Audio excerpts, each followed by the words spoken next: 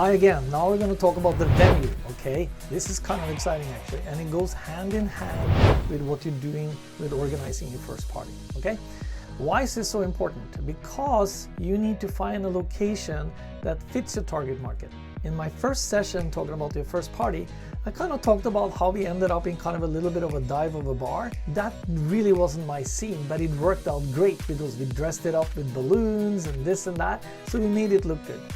And so now finding the right venue is really key, and it's one of the first things you want to do. Of course, you come up with the concept that you want to do. Next thing, you need to find a venue that caters to that concept. Is it going to be a regular dance party with a DJ and just a classy dressed crowd like I used to target? Or is it going to be more of a on the water, casual shorts day party or a beach party? Or is it going to be like a theme party or a New Year's Eve party or a summer solstice celebrating the lightest day of the year or a Halloween party? You'll see a lot of my pictures are from costume parties and Halloween parties and bad face parties and this and that, because that's what I really love, but also good dance parties with great DJs also. So the venue is really key. So picking the right venue takes a bit of work in terms of networking, finding out where other people are doing parties is a good place to start, but also talking with city officials and some of the things like that. And I'll go through many steps in my coaching, and I have a whole checklist for it. And there's certain things you want to look for in a venue. For example, does it already have a sound system? Then you don't need to bring one, or your DJ doesn't need to bring one. That's just one little portion.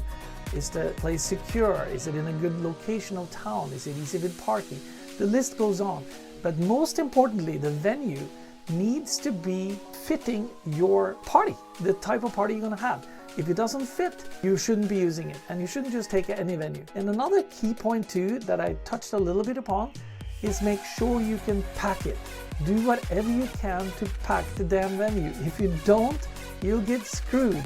Because like I said in the first lesson, you're only as good as your last party. So make sure that you can fill it, and with how many people do you think would come? It's hard to gauge in the beginning, but promotion, which you're going to go into next, that's the next pillar, is probably, I would say, the most important thing that you need to get good at, which is also a fun part too, because you get to go out and socialize and do what you love anyway, right? So, but the venue now, we're talking about the venue.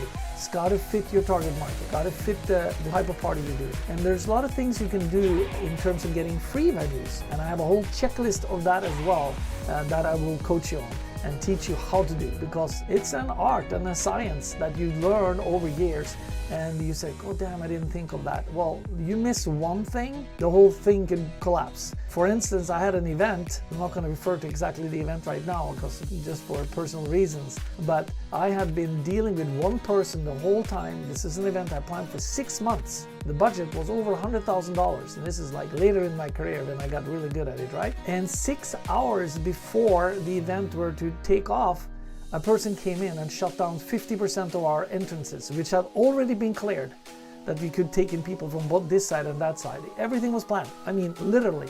So that really caused a huge problem for my event, not just a little one, a huge problem. So those are the kind of things you want to have cleared out of the way. And with my guidance and my expertise and my experience in this, I will guide you so that you have a checklist, so you go through these things, you avoid these things. And that was a big thing.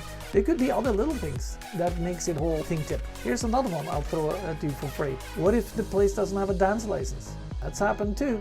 Yep. What if they don't have a liquor license? That's happened too. Been there, done that. So take some notes, come up with some questions. I'd love to hear what you have, and I'll be happy to answer them. And let me know how we can figure things out, and other questions about the venues that you may not know about. Do you write a contract? How do you do that? You betcha you do write a contract, so that you suddenly don't find out, oh sorry, somebody came in, they're having a wedding here. Guess who's going to lose out? You're out, unless you have a written contract. So little tips like that I will take you through the paces so that you can learn everything. I'm here to help you. You're here to support the network that you're in. And please comment below, fire off any questions, jive with the other members, and start communicating and be active in the community. That's what's going to bring you to the top. And I'm here to support you all the way. Thank you for watching, and I'll see you in the next one.